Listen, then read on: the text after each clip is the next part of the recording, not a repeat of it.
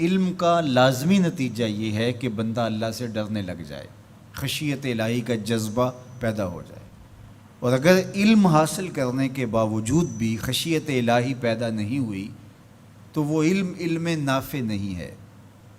وہ علم معلومات کا ذخیرہ تو ہے، لیکن العلم نور فی قلب المومن، جو فرمایا گیا علم مومن کے سینے کا اجالا ہے، اس کے قلب کا نور ہے، اس کے باطن کی روشنی ہے۔ تو یہ وہ علم نہیں ہے جو اس کے من کا چراغاں ہو، جو اس کے اندر کی روشنی کا سبب ہو۔ تو وہ علم ہی نہیں ہے جو اللہ سے جوڑتا نہیں ہے، جو اللہ کی خشیت، اللہ کا خوف، اللہ کے احکامات پر عمل پیرا ہونے کا جذبہ نہیں دیتا ہے۔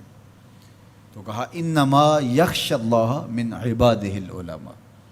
حضرت امام غزالی علیہ رحمہ نے بڑی خوبصورت بات کی۔ آپ نے 4 مراتب بیان فرمائے۔ الناس کلہم موتا الا العلماء، تمام لوگ مردہ ہیں لیکن علماء زندہ ہیں۔ زندگی علم کے دم سے ہے، علم ہے تو زندگی ہے، علم نہیں ہے تو زمین پہ چلتا پھرتا، کھاتا پیتا، بیٹھتا اٹھتا، باتیں کرتا ہوا مردہ ہے۔ علم ہی حیات ہے، علم ہی زندگی ہے، علم ہی انسانیت کا جوہر ہے۔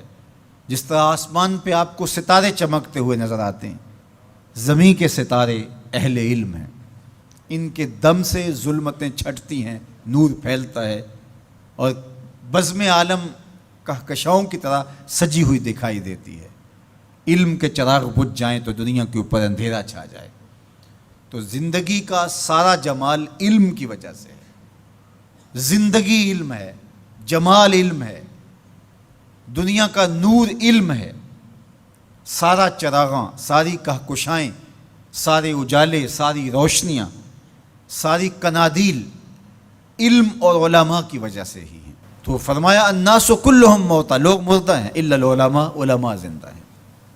اب علماء تو خوش ہو گئے کہ ہم زندہ ہیں، طلباء بھی خوش ہو گئے کہ ہم زندگی اور نور حاصل کر رہے ہیں۔ لیکن امام غزالی نے دوسری بات کی، والعلماء کلہم نیام الا العاملین، علماء سوئے ہوئے ہیں، جاگتے وہ ہیں جو اپنے علم پہ عمل بھی کرتے۔ جو نیند ہے، النوم اخت الموت، یہ موت کی بہن ہے۔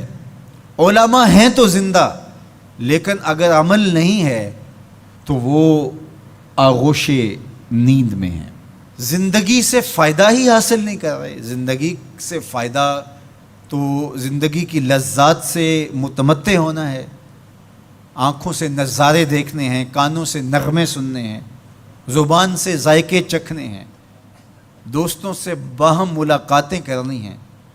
تو جب بندہ زندہ ہوگا تو یہ سب کچھ ہوگا، اور اگر زندہ ہے لیکن سویا ہوا ہے، بے ہوش ہے، کومے میں پڑا ہوا ہے، تو پھر وہ یہ سب کچھ حاصل نہیں کر پاتا۔ تو یہ اخت الموت ہے۔ تو کہا عالم زندہ ہیں، لوگ مردہ ہیں، لیکن فرمایا علماء بھی سوئے ہوئے ہیں، جاگتے وہ ہیں جو اپنے علم پہ عمل بھی کرتے ہیں۔ تو علم وہ نافع ہے جو عمل کے نور سے منور ہو۔ امام غزالی نے تیسری بات ارشاد فرمائی، والعاملون کلہم فی خسران الا المخلصین، سارے عمل کرنے والے بھی خسارے میں ہیں، گھاٹے میں ہیں، لیکن خسارے سے بچے وہ ہیں جو عمل محض اللہ کی رضا کے لیے کرتے ہیں۔ مخلص ہی محفوظ ہیں، ورنہ علم بھی پڑھا، اس پر عمل بھی کیا، لیکن عمل لوگوں کے دکھلاوے کے لیے تھا، عمل کسی کو خوش کرنے کے لیے تھا، استاد کے ڈر کی وجہ سے تھا، ماں باپ کو خوش کرنے کے لیے تھا، اللہ کی رضا مقصود نہیں تھی۔ تو پھر علم بھی پڑھا، عمل بھی کیا، لیکن امام غزالی فرماتے ہیں خسارہ ہے، نقصان ہے۔ والمخلصون کلہم علی خطر الا الخائفین، اور سارے مخلص بھی خطرے میں ہیں۔ جو مخلص ہیں، محض اللہ کی رضا کے لیے عمل کر رہے ہیں، وہ بھی خطرے میں ہیں، معرض خطر میں ہیں۔ کسی وقت بھی پائے استقلال میں لغزش آ سکتی ہے، ساری محنت برباد ہو سکتی ہے۔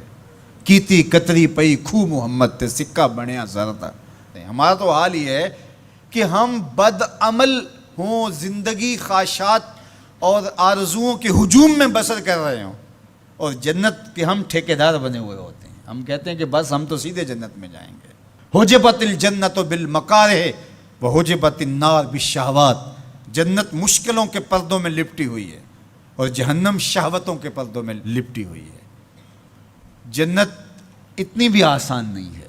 تو کہا کہ والمخلصون کلہم علی خطر، ہر مخلص بھی خطرے میں ہے، لیکن الا الخائفین، جن کے سینے میں خشیت الہی ہے، خوف خدا ہے، وہ خطرے سے بچ گئے. اللہ ہمیں اپنے خوف کی دولت سے مالا مال کرے.